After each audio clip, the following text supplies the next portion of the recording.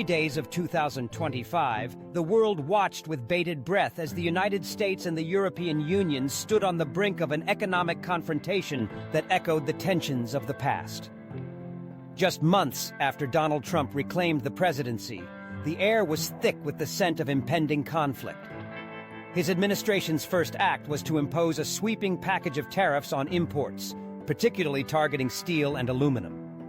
Trump's rationale was as familiar as it was incendiary, protecting American jobs and industries from foreign competition. But the implications of this move reached far beyond the borders of the United States, striking at the very heart of transatlantic relations. As news of the tariffs broke, Ursula von der Leyen, the president of the European Commission, convened an emergency meeting with her team in Brussels. The atmosphere was charged, a palpable mix of determination and anxiety. They had anticipated a reaction, but the scale of Trump's tariffs was a direct challenge, a gauntlet thrown at the feet of the EU. Von der Leyen, a seasoned politician with a background in defense and healthcare, understood the stakes. She was not just defending the interests of the EU, but also the dignity and economic stability of its member states. The stakes were high, and she was resolute. The EU's response was swift and calculated. A $28 billion retaliatory tariff package was drafted, targeting a broad spectrum of American goods. The list included everything from agricultural products like soybeans and corn to luxury items such as bourbon and Harley-Davidson motorcycles. Each item was chosen not only for its economic impact, but also for its symbolic weight, a reminder to American consumers of the interconnectedness of their economies. The EU aimed to strike back where it would hurt the most, sending a clear message. This was not just a trade dispute, it was a matter of national pride. As the tariffs were announced, the reverberations were felt across both sides of the Atlantic. In the heartland of America, farmers watched in dismay as prices for their soybeans plummeted. The EU had been one of their largest markets, and now, with tariffs in place, they faced an uncertain future. John, a third-generation soybean farmer in Iowa, felt the weight of the world on his shoulders. He had spent his life building a business, investing in the land, and now, with the stroke of a pen, he feared he would lose everything. The farmers gathered at the local diner, their voices low, discussing the implications of the tariffs. They were not just worried about their livelihoods. They were concerned for their communities, their families, and their way of life. On the other side of the Atlantic, European manufacturers braced for impact. In Germany, where the automotive industry was a cornerstone of the economy, executives at BMW and Volkswagen were already calculating the costs.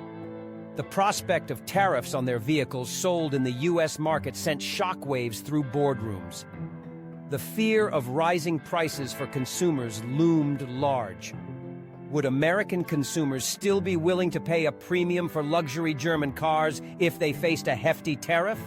The stakes were not just financial. They were existential for many companies that had built their brands on a foundation of transatlantic trade. As the economic battle escalated, everyday consumers felt the pinch. In grocery stores across the U.S., prices began to rise. Imported cheeses, wines, and chocolates became luxuries rather than staples. The average American, who had grown accustomed to the convenience and affordability of global trade, now faced a stark reality. In Europe, the situation mirrored the chaos. American products that had once been a part of daily life, peanut butter, ketchup, and even iconic brands like Coca-Cola, saw prices soar. Consumers began to question the political maneuvering that had led to this moment. Was it really about protecting jobs? Or was it a power struggle between leaders, leaving the average person to bear the brunt of their decisions? The media frenzy surrounding the tariffs fueled the flames of discontent.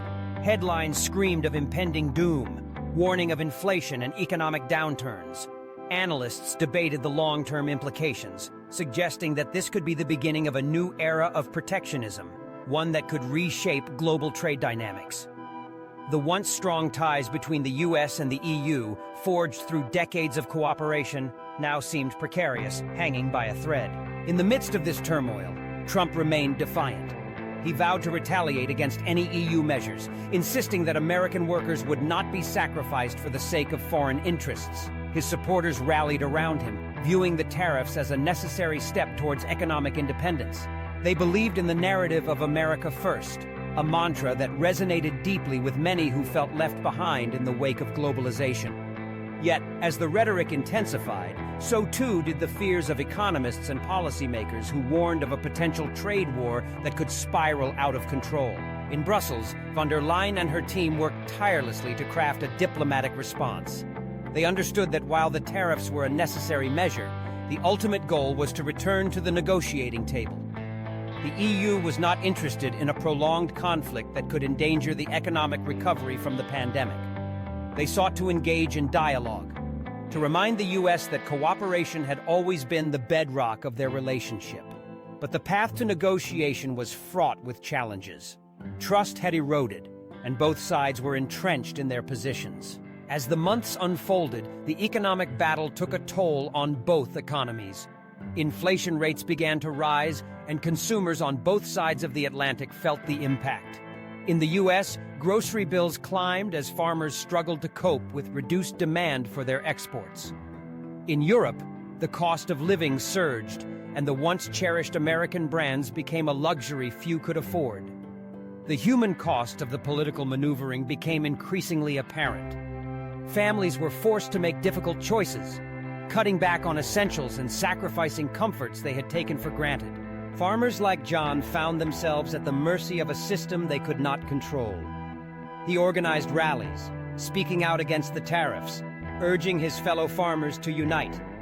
They met in fields and town halls, sharing stories of struggle and resilience. They knew that their fight was not just about soybeans.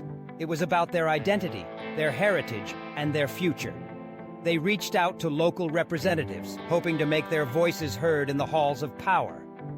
But the political machinery seemed distant, focused on the grand chess game of international relations, while their lives hung in the balance. Meanwhile, in the EU, manufacturers faced their own challenges. The automotive industry, a pillar of the German economy, was grappling with the reality of increased costs. Executives met in emergency sessions, exploring strategies to mitigate the impact of tariffs.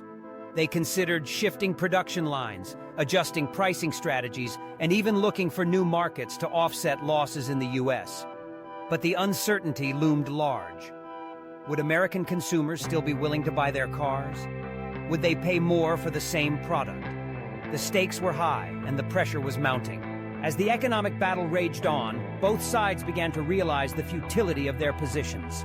The rhetoric that had once fueled their resolve now felt hollow. The leaders who had once confidently proclaimed their strategies began to face dissent from their own constituents. Farmers in the US were not the only ones feeling the pinch. Consumers across Europe were growing restless, demanding answers for rising prices and dwindling choices. In a moment of clarity, von der Leyen reached out to her counterparts in Washington. The time for dialogue had come. She proposed a summit, a chance for both sides to come together and seek common ground. The idea was met with skepticism in some circles, but the urgency of the situation could not be ignored. A trade war would not only hurt the economies of the US and the EU, but could also send ripples throughout the global economy.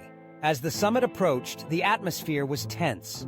Both sides prepared for a showdown, but beneath the surface, there was a growing understanding that cooperation was essential.